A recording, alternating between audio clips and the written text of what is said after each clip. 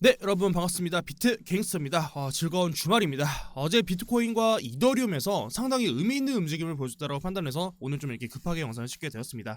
최근까지 이더리움 관련된 브리핑은 여러분들께 많이 드려왔기 때문에 오늘은 알트코인 위주로 좀 브리핑을 드려보려고 합니다. 비트코인 도미넌스는 21년도 11월 때부터 2023년도 1년 동안 유지했던 도미넌스의 하단 추세 라인을 일본 캔들 기준으로 깨는 하락이 어제 첫 번째로 나와주었고, 비트코인 도미넌스의 하락과 동시에 이더리움 도미넌스는 어제 일본 캔들 기준으로 플러스 2.81% 반등에 성공했습니다. 3일 전에 나왔던 이더리움 도미넌스는 일봉상 저점을 낮췄지만 RSI주는 저점을 낮추지 못하면서 다이버전스, 추세 전환 지표가 나오면서 반등에 성공한 겁니다. 이더리움 도미넌스는 앞으로도 추가적인 반등을 기대해 볼 수 있는 상황입니다. 뿐만 아니라 주봉으로 봤을 때 이번 주에 큰 반등 없이 버텨만 주더라도 주봉 기준으로도 상승 다이버전스가 나오는 자리를 만들어줬기 때문에 일봉보다 주봉에서의 추세 전환은 더 큰 힘으로 도미넌스를 상승시킬 거라고 차트를 분석하고 있습니다. 시간 프레임상 일봉에서의 힘보다 주봉에서의 힘은 더 강할 겁니다. 도미넌스의 상승은 이더리움 가격 상승으로 이어질 겁니다. 이와 같은 차트의 움직임을 어제 오후부터 연출이 되면서 어제 비트갱스터 관점 음악에 구독자님들께 이런 멘트를 남겼습니다. 지금과 같은 움직임이 계속해서 연출되면 결국 나중엔 걷잡을 수 없을 정도로 이더리움은 폭등하는 장세가 나올 거라고 생각한다, 이런 말씀을 드렸었고, 한 가지 더 저의 관점에 근거를 보태주는 움직임으로 이더리움 클래식을 포함해서 이더리움 계열 코인들로 자금이 이동하는 움직임을 보여줬기 때문에 그 중에서 어제 상승률을 1위로 달렸던 이더리움 기반 레이어 2 코인인 아비트럼은 관심 종목에 추가하겠다라는 말씀까지 드렸습니다. 최근까지 이더리움 관련된 영상은 여러분들께 브리핑을 충분히 드려왔기 때문에 결국 여러분들이 가장 궁금하고 관심 갖고 있는 게 알트코인이라고 생각해서 오늘은 알트코인 위주로 좀 브리핑을 드려보려고 합니다. 오늘 영상에서는 알트코인에 대해서 앞으로 매수한다면 어떤 코인을 봐야 할지, 그리고 차트 안에서 매수에 대한 어떤 힌트들을 우리가 얻을 수 있는지까지 브리핑 드려보도록 하겠습니다. 오늘도 영상 꼭 끝까지 시청하시고 영상 시작 전에 구독, 좋아요, 그리고 알람 설정까지 부탁드리겠습니다. 알람 설정을 통해서 비트갱스 상승을 가장 빠르게 받아볼 수 있습니다. 최근까지 업비트에서 강하게 상승분을 보여주고 있는 스택스 코인입니다. 스택스 코인은 최근 4일 동안을 기준으로 최대로 저점부터 고점까지 플러스 28% 반등에 성공한 코인입니다. 저는 스택스를 12월 14일에 이때 첫 번째로 매수가 들어갔었고, 12월 19일 이때 하락이 나왔던 이 구간에서 두 번째로 매수가 들어갔었습니다. 스택스는 아직까지도 들고 있습니다. 당연히 매수 근거에 대해서는 유튜브랑 텔레그램 방에 공유를 드렸었고, 어떤 방식으로 제가 스택스를 매수했었는지를 먼저 말씀을 드리고, 그 근거에 따라서 저는 왜 아비트럼을 관심 종목에 넣었는지, 그리고 그 외에는 어떤 코인들을 지금 봐야 하는지까지 말씀드려보도록 하겠습니다. 12월 14일 비트갱스터 관점 공유망에 올려드린 내용입니다. 보시는 관점 공유망은 오늘 유튜브 고정 댓글에 있습니다. 우선 영상을 먼저 보시고 도움이 되신다고 생각하시면 그때 링크 누르시고 입장하시면 될 것 같습니다. 입장은 무료이고 고정 댓글에는 링크도 계속 남겨놓겠습니다. 12월 14일에 제가 단기 진입을 노려본다면 저라면 지금은 스택스를 잡겠다라고 말씀을 드렸습니다. 당시 제가 잡아드렸던 구간은 장대 양봉 캔들의 절반 자리를 첫 번째로 이탈하고 이 자리를 다시 돌파봉 마감한 자리에서 공유드렸습니다. 저의 오래된 구독자분들은 아시겠지만 제가 가장 좋아하는 매매도 중요한 지지라인을 이탈하고 그 자리를 다시 돌파하는 구간을 좋아합니다. 이탈했던 지지는 강한 저항 자리가 됐지만, 강한 저항 자리인 만큼 해당 자리를 돌파한 순간부터는 강한 상승으로도 이어질 수 있기 때문입니다. 이후에 설명드리게 될 아비트럼뿐만 아니라 현재 보고 있는 니오 프로토콜, 그 외 업비트에 있는 알트코인에서도 전부 다 적용이 되는 내용이라 설명을 드리는 겁니다. 우선 첫 번째로 장대 양봉 절반 매매법에 대한 개념을 이해해야 합니다. 제가 예전 영상에서도 장대 양봉 절반 자리는 그냥 공식처럼 외우라고 말씀을 드렸었는데, 장대 양봉으로 올린 캔들이 나오면 종가에서 바로 올라오는 지금의 상승은 우리가 못 잡을 수 있다. 장대 양봉이 거래량 터지면서 나와주고 그 다음 봉에서 단 양봉이 거래량을 한 번 더 터뜨리면서 기준을 1로 잡아준다면 몰라도 종가 기준으로 바로 출발하는 코인은 우리가 아쉬워하지 않아도 된다. 다만 장대 양봉 캔들이 나와준다면 그 장대 양봉 캔들을 절반 자리 그리고 시가 자리까지 내려온다면 그 구간은 우리가 절대 놓치면 안 된다라는 말씀을 드렸었죠. 우선 기본적인 이해가 되어야 외우는 게 편하실 텐데, 장대 양봉에 대해서는 이해를 하기 위해서는 우선 하나의 가정이 필요합니다. 특정 세력이라는 집단에서 캔들의 시가부터 종가 자리까지 전부 다 매수를 했다라고 가정하면 캔들의 절반 자리는 그들의 평단쯤이 될 겁니다. 상승으로 가기 위해서 들어온 거래량 캔들이었다면 이 캔들의 중단은 강한 힘, 강한 지지 라인이 될 것이고, 그 자리를 이탈하고 내려온다면 그 캔들의 시가 자리까지 봐야 한다. 그럼 우리가 여기서 무조건 절반 자리까지 내려왔다고 매수하고 버팅길 수는 없을 텐데,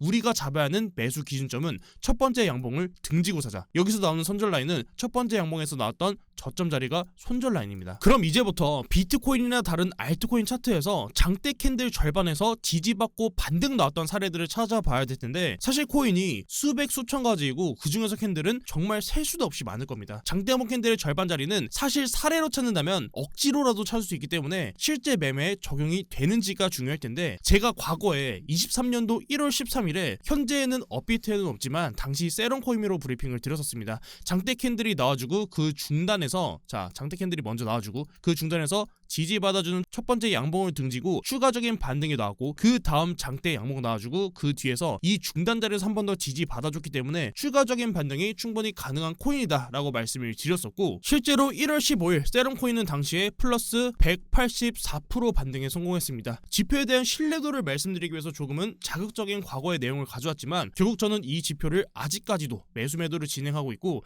손익비적으로 우리가 충분히 베팅해봐도 괜찮은 구간은 열린다는 걸 말씀드리기 위해서 좀 과거 자료를 가져온 겁니다. 제가 비트갱스터 관전 공유방에 스택스 코인 공유드렸던 시점이 12월 14일 장대 한봉 캔들의 절반 자리를 이탈했던 구간을 다시 돌파봉 마감했던 구간에서 공유를 드렸었고, 스택스는 플러스 12% 반등에 성공했었습니다. 그리고 어제 나온 아비트럼도 거래량을 동반한 장대 양봉이 첫 번째로 나와주었기 때문에 충분히 매매 구간은 동일하게 열려있다. 제가 장대 양봉의 절반 자리에서 지지받지 못한다면 시가 자리까지는 열어둬야 된다라는 말씀을 드렸습니다. 실제로 스택스 매매를 진행했다면 장대 캔들 중단에서 첫 번째 양봉이 나왔다면 다음 봉에서 양봉의 저가 자리를 손절 라인 잡고 진입에 들어가야 하고, 손절의 기준이 양봉의 저가였으니까 이 자리를 깨고 내려온다면 손절로 대응해야 합니다. 시가 자리까지 바닥을 열어둬야 되기 때문에 반대로 내려오기 전에 다시 이 매물대를 돌파 봉 마감하는 움직임이 나와주면서 플러스 12% 반등에 성공했고, 추가적으로 눌림이 나오는 자리에서 중단 자리에서 한 번 더 지지받아주면서 큰 반등에 성공한 코인입니다. 어제 아비트럼도 플러스 21%짜리 장대 양봉이 나와주었고 거래량까지 나와주었습니다. 여기서 바로 상승이 나왔다면 저는 매수를 잡지 않았겠지만, 이제부터 눌림이 시작된다면 저는 아비트럼은 계속 매수 매도 자리를 여러분들께 공유 드릴 것 같습니다. 자세한 브리핑은 멤버십 그리고 전체적으로도 공유를 드릴 만한 좋은 자리가 나온다면 비팅에서 관점 공유방에도 공유 드릴 테니까 텔레그램 방은 꼭 입장해 두시면 좋을 것 같고요. 다음으로 봐야 할 포인트는, 제가 장대 캔들의 중단 자리에서 지지받지 못하면 시가 자리까지 열어둬야 된다라고 말씀을 드렸는데, 그럼 반대로 중단에서 지지받지 못하고 쭉 밀고 내려오면서 시가 자리까지 밀고 내려왔다. 이 거래량을 터뜨렸던 캔들을 깨고 내려온다면 어떻게 대응해야 될까요? 제가 아까 말씀드렸던 게, 스택스 코인은 12월 14일에도 한번 매수가 들어갔지만 12월 19일에 이 하락에서도 한 번 더 매수가 들어갔다라고 말씀을 드렸었죠.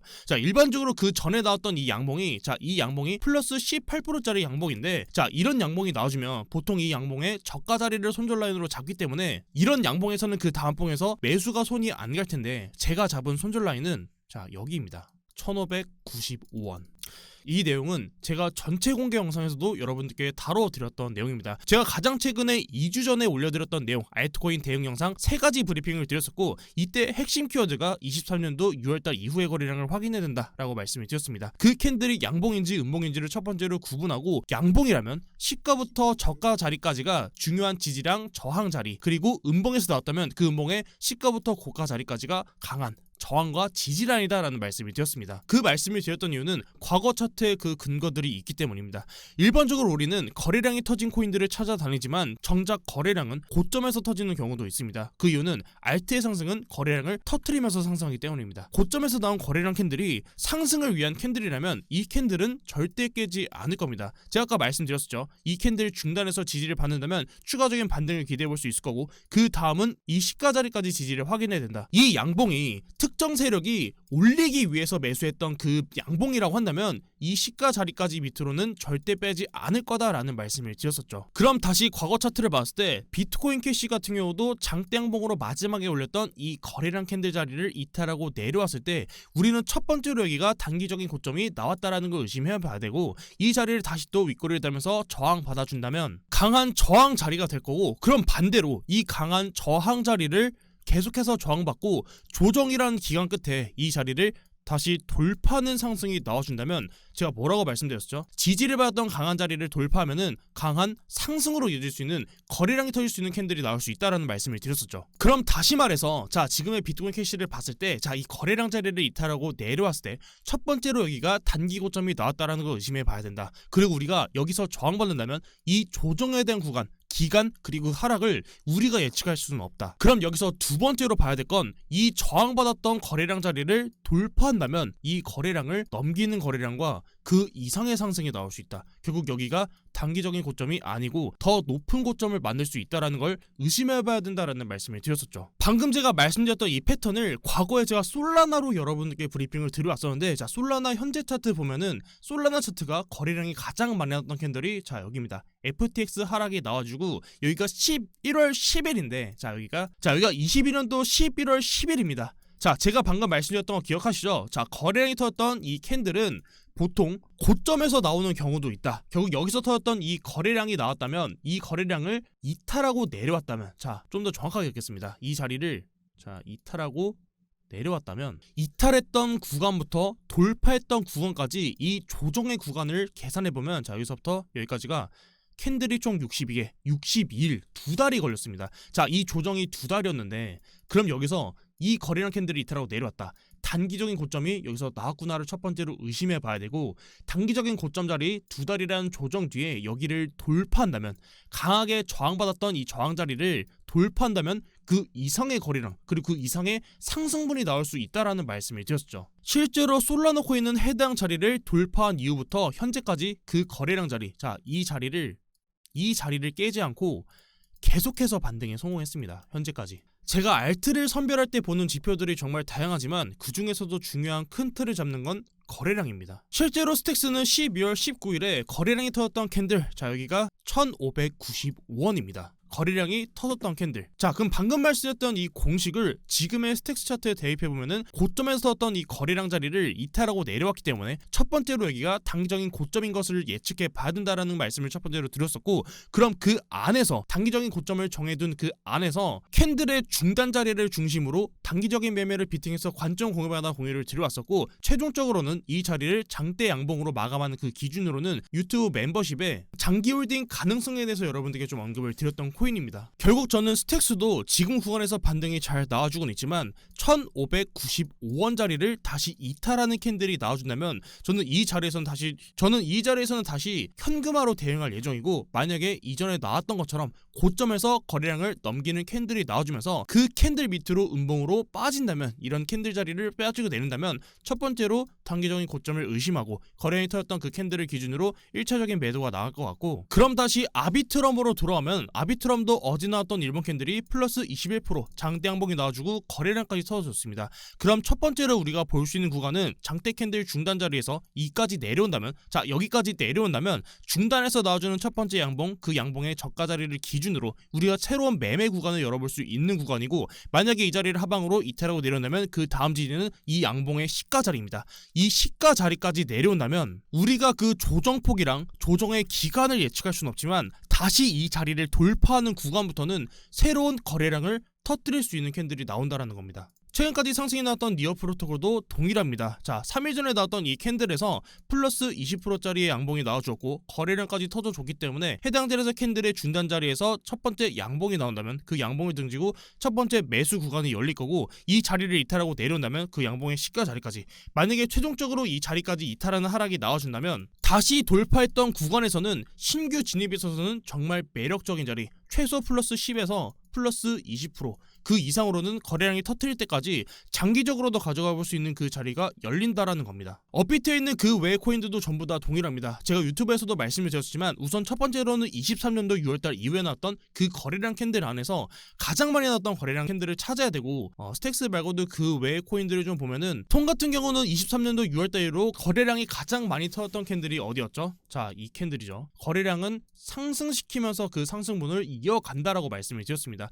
자, 그럼 거래량 캔들이 터졌던 그 자리를 이탈하고 내려오면은 그 자리는 지지자, 강한 저항 자리가 된다라고 말씀을 드렸죠. 자, 현재 지금 매물대 밑에서 매물대를 다시 쌓고 있는데 해당 자리를 딛고 매물대를 충분히 쌓아주고 이 거래량 캔들 자리를 돌파하는 상승분이 나와준다면 저는 적어도 이 고점 자리까지는 충분히 넘겨주는 상승으로 나와줄 수 있을 것 같습니다. 우리가 여기서도 잡을 수 있는 구간이 이 장대 캔들, 이 시가 자리를 돌파했던 구간부터 거래량이 터지는 캔들을 좀 기대해볼 수 있을 것이고, 그럼 우선적으로 지금 구간에서 하단부에서 지금 지지받고 있는 구간이 첫 번째 장대 양봉 캔들을 이탈하고 내려왔기 때문에 그 전에 나왔던 이 양봉 캔들의 중단 자리에서 첫 번째로 지지받고 반등이 나와주고 있는 모습입니다. 그리고 현재 강하게 상승분을 보여주고 있는 코인이 엘프코인, 현재 1320원. 엘프코인이 월봉으로 보면은 상장 이후로 가장 많이 나왔던 이 고점 자리를 돌파하는 상승까지 나와줬습니다.